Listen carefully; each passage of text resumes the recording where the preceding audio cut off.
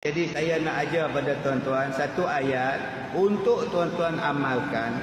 Mudah-mudahan pencuri tak masuk kepada rumah kita, tak mengambil harta benda di rumah kita.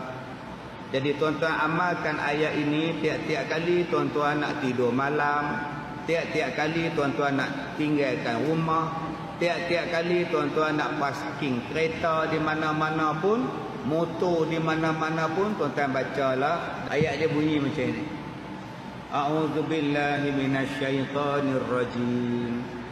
Wa tahsabuhum ayqazan wa hum ruqud wa nuqallibuhum dhatal yamini wa dhatal shimal wa kalbuhum basitun zira'ihi bil wasid.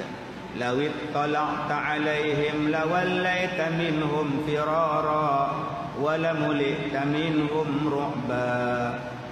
Jadi lepas ni kalau nak pagar rumah tak payah ambil buluh kuning. Ni makcik-makcik takut dengan orang minyak ni buh buluh kuning, tak payah makcik oi.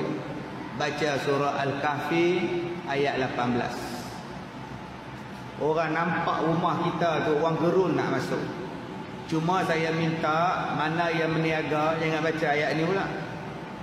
Buka kedai pagi-pagi bawa tas sabun. Tak ada siapa masuk kedai. Perompak tak masuk, yang nak beli pun tak masuk. Ni nama dia ayat pagar rumah. Nah.